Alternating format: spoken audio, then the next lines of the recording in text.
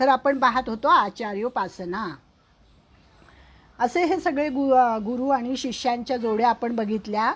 स्वामी दयानंदही तसेच होते. अनेक अनेक शिष्यांची आणि अनेक गुरूंची नावं आपल्याला या ठिकाणी घेता येतील. रामदास स्वामी आहे, त्यांचा शिष्य कल्याण स्वामी, कल्याण त्यांचा शिष्य होता, तोही असाच उत्तम शिष्य होता. म्हणजे गुरूंबद्दल ज्ञानेश्वरांच्या मनामध्ये सुद्धा इतका आदर होता की त्यांनी 15व्या अध्यायामध्ये त्याचं वर्णन केलेलं आहे. 15व्या अध्यायामध्ये आपण पाहू की आता हृदय हे आपुले चौफाळून या भले त्यावरी बैसऊ पाऊले श्री गुरूंची, असं त्यांनी म्हटलेलं आहे. म्हणजे की आपल्या शुद्ध अंतःकरणाचा जणू काही चौरंग केलेला आहे, त्यावर श्री गुरूंच्या पावलांची स्थापना केलेली आहे आणि सद्गुरूंच्या कृपेमुळेच हे सगळं काही घडलेलं आहे असं त्यांना वाटतं आहे. आणि मग इतकं छान वर्णन आहे पुढे की अशा गुरूंच्या चरणाजवळ आपण धूप जाळतो बघा, धूप दीप नैवेद्य. तर त्यांनी कसं म्हटलं आहे बघा की अहंकाराचं धूप जाळेल मी आणि आत्मबोध करून घेईल. म्हणजे अशा पद्धतीने सगळ्या उपमा दिलेल्या आहेत. आणि छान आहे. म्हणजे ज्ञानेश्वर महाराजांचा गौरवच, ज्ञानेश्वर महाराजांनी निवृत्तीनाथांचा सगळीकडे गौरव केलेला आहे की निवृत्तीनाथ म्हणजे अंतर्बाह्य एकसारखा व्यापून असणारा आत्मा आहे. म्हणजे माझ्या आत, माझ्या बाहेर, माझ्या सगळीकडे माझे गुरुच व्यापलेले आहेत, गुरूंशिवाय दुसरं काहीही नाही असं त्यांनी म्हटलेलं आहे. आणि मी जे हे काय निर्माण केलं, ही जे काय ज्ञानेश्वरी लिहिली, ही सगळं माझ्या गुरूंचे उपकार आहेत माझ्यावर, माझ्या गुरूंचे आशीर्वाद आहेत माझ्यावर असं ते म्हणतात. आणि त्यांचे सात्विक भाव जागृत होतात, त्यांचे नेत्र पाणावतात. गुरूंच्या चरणी ते अनेक म्हणजे आपली शब्दसुमनांची माळा अर्पण करतात. आणि सद्गुरूंसाठी जी नमने लिहिलेली आहेत, मी म्हटलं तुम्हाला की ज्ञानेश्वरी जेव्हा आपण वाचू तेव्हा आपल्याला कळेल की सुरुवातीला जी नमनं लिहिलेली आहेत सगळी सद्गुरूंच्या स्तुतीपर नमने आहेत. आणि पराकोटीचं रसाळता आहेत त्याच्यामध्ये, इतकं रसाळ भाषण आहे. आणि अतिशय उच्च असं तत्त्वज्ञानही त्याच्यात काठोकाठ भरलेलं आहे. अशी सगळी ती नमनांचाही एक वेगळा अभ्यास करता येईल अशी ती नमनं आहेत. सद्गुरूंच्या कृपेने काय काय होतं की सद्गुरूंच्या कृपेने संसाररूपी अंधाराचा नाश होतो. सद्गुरू म्हणजे ज्ञानाचा साक्षात सूर्यच आहेत. सद्गुरू म्हणजे ब्रह्मानुभव संपन्न असे चंदनाचे सुगंधी वन आहे. ज्ञानेश्वरांनी निवृत्तीनाथांना वेदगुणांचा सागर म्हटलेला आहे. श्रुतिगुणसमुद्रा असं दिलेलं आहे त्यांना उपमा. म्हणजे चंदनाला स्वतंत्र उटी लावावी लागत नाही, कापूर दुसऱ्या सुगंधाची मागणी करत नाही. काय उपमा आहे बघा. अमृताला पक्वान्नाची इच्छा होत नाही, आकाशावर आणखी वेगळा मंडप घालता येत नाही. तसे माझे गुरु आहेत असं ते सांगतात. स्वयंभू आहेत ते की त्यांना कशाचाही आधार लागत नाही. या सर्वांप्रमाणे गुरु निवृत्तीनाथ हे स्वयंभू असल्याची ग्वाही ज्ञानेश्वर महाराजांनी दिलेली आहे. आणि सद्गुरू म्हणजे साक्षात गणेशच आहे. त्यांच्या कृपादृष्टीने सामान्य बालकही ज्ञानवंत होतो, नवरसांचे दीप प्रज्वलित होतात आणि जीव प्रत्यक्ष शिव होतो. इतकं वाचावं तेवढं कमी आहे, एवढं त्यांनी त्या गुरूंचं वर्णन या ठिकाणी केलेलं आहे. आणि ज्ञानेश्वर महाराजांना तर गहिवरून येतं, ज्यांच्या क्षमेने पृथ्वी स्थावर जंगम प्राण्यांना कंटाळत नाही, ज्यांच्या अमृताने चंद्र जगाला शांत करतो, ज्यांच्या अंगचे थोडे तेज घेऊन सूर्य अंधाराचे संकट दूर करतो. म्हणजे सूर्य, चंद्र, नंतर पृथ्वी, समुद्र, ह्या सगळ्यांपेक्षाही माझे गुरु जे आहेत तेच मोठे आहेत, तेच महान आहेत, तेच पवित्र आहेत असं त्यांनी म्हटलेलं आहे. ज्यांच्या योगाने सुख प्रकाशमान झाले, ज्यांच्या योगाने सुख भरभराटी झाले, ज्याच्या योगाने विश्व रूपवान झाले, तो सर्वांवर उपचार करणारा समर्थ श्री गुरु निवृत्तीनाथ. बेल वाजली वाटतं. निवृत्तीनाथ माझ्यामध्येही प्रवेश करून वावरत आहे. तो सर्वोपकारू समर्थू सद्गुरू श्री निवृत्तीनाथू राहाटत असे मजही आतू रिघोनिया.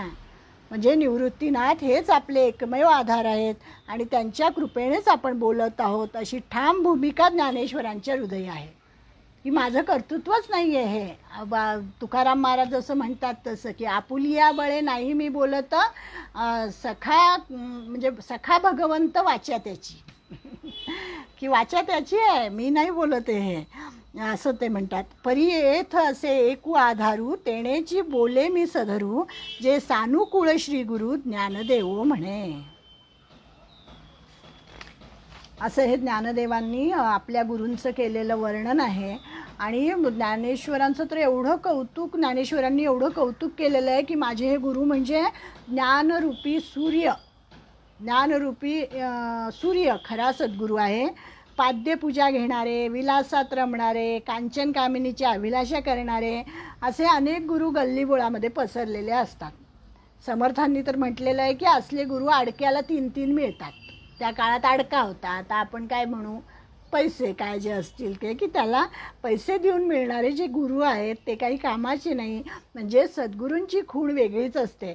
संपूर्ण आत्मज्ञान, धगधगीत वैराग्य, उदास वृत्ती, सहज स्वरूपस्थिती, अंतर्बाह्य निर्मळता, स्वधर्माविषयी आस्था आणि जागरूकता, विवेक, नवविधा भक्तीचे अखंड निरूपण आणि जगदुद्धाराची निरंतर तळमळ ही सद्गुरूंची मुख्य लक्षणे आहेत. ज्ञानेश्वरांचे सद्गुरू असे होते आणि त्यांचीच विश्वपूजा ज्ञानेश्वर महाराजांनी केलेली आहे.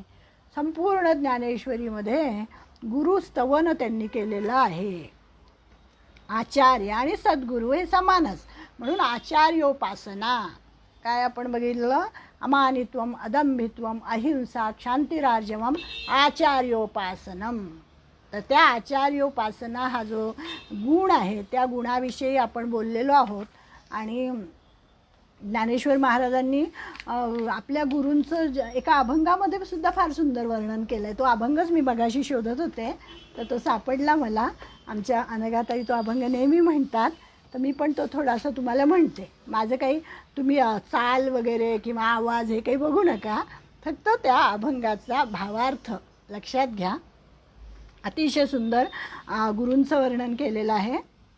गुरु हा संत कुळीचा राजा, गुरु हा संत कुळीचा राजा, गुरु हा प्राण विसावा माझा, गुरु हा प्राण विसावा माझा, गुरु वीण देव दुजा, गुरु वीण देव दुजा, पाहता नाही त्रिलोकी, पाहता नाही त्रिलोकी, गुरु हा सुखाचा सागरू, गुरु हा सुखाचा सागरू, गुरु हा प्रेमाचा आगरू, गुरु हा प्रेमाचा आगरू, गुरु हा धैर्याचा डोंगरू, गुरु हा धैर्याचा डोंगरू, कदा काळी डळमळीना, कदा काळी डळमळीना, गुरु हा वैराग्याचे मूळ, गुरु हा वैराग्याचे मूळ, गुरु हा परब्रह्म केवळ, गुरु हा परब्रह्म केवळ, गुरु सोडवी तात्काळ, गुरु सोडवी तात्काळ, गाठलिंग देहाची, गाठलिंग देहाची, गुरु हा साधकाशी साह्य, गुरु हा साधकाशी साह्य, गुरु हा भक्ता लागी माय, गुरु हा भक्ता लागी माय, गुरु हा कामधेनु गाय, गुरु हा कामधेनु गाय, भक्ता घरी दुभतसे, भक्ता घरी दुभतसे, गुरु घाली ज्ञानांजन, गुरु घाली ज्ञानांजन, गुरु दाखवी निजधन, गुरु दाखवी निजधन, गुरु सौभाग्य देऊन, गुरु सौभाग्य देऊन, साधु बोधनांदवी, साधु बोधनांदवी, गुरु मुक्तीचे मंडन, गुरु मुक्तीचे मंडन, गुरु दुष्टाचे दंडन, गुरु दुष्टाचे दंडन, गुरु पापाचे खंडन, गुरु पापाचे खंडन. नाना परी वारितसे, नाना परी वारितसे. काया काशी गुरुपदेशी, काया काशी गुरुपदेशी. तारक मंत्र दिला माशी, तारक मंत्र दिला माशी. बाप रखुमा देवीवराशी, बाप रखुमा देवीवराशी. ध्यान मानसी लागले, ध्यान मानसी लागले. गुरु हा संत कुळीचा राजा, गुरु हा संत कुळीचा राजा. गुरु हा प्राण विसावा माझा, गुरु हा प्राण विसावा माझा. गुरु वीण देव दुजा, गुरु वीण देव दुजा. पाहता नाही त्रिलोकी, पाहता नाही त्रिलोकी. गुरु हा संत कुळीचा राजा, गुरु हा संत कुळीचा राजा. सद्गुरुनाथ महाराज की जय. ज्ञानेश्वर महाराजांनी केलेला अभंग होता हा. म्हणजे आपल्या गुरूंबद्दल काय मनामध्ये भाव होते त्यांच्या, ते सगळं या अभंगातून आपल्या लक्षात आलंच असेल, म्हणून हा मुद्दाम मी आज म्हणून दाखवला. तर असा हा आचार्योपासना गुण आहे आणि हा सगळ्या संतांकडे असतो, ज्ञानी पुरुषाकडे असतो. आता त्याच्या पुढचा गुण आहे, 7वा गुण आहे शुचिता. शुचिता म्हणजे शौच, शौच म्हणजे शुचिता, शुद्धता, पावित्र्य. आता हे पावित्र्यसुद्धा 3 प्रकारचं असतं. कायिक आहे, वाचिक आहे, मानसिक आहे. म्हणजे माणसं आपलं रूप चांगलं दिसावं म्हणून दिवसभरात 100 वेळेला प्रयत्न करतात. आपण नाही का तोंड धुतो, पावडर लावतो, आपण कसं दिसतो आरशामध्ये बघतो. पण आपले बाह्यांग सजवायला मनुष्य जितका वेळ देतो त्याचा एक वेळ तरी तो आपल्या अंतरंगामध्ये काय आहे याचा शोध कधी घेतो का? असं त्यांनी सांगितलं आहे की चेहऱ्यावर कुठेही घाण नसावी म्हणून 10 वेळा आरशात बघतो, चेहरा पुसून घेतो, पण अंतरंगामध्ये कुठे डाग पडू नये म्हणून तो किती जागृत असतो. ते जागृतीचं काम आपल्याला गीता करून देते.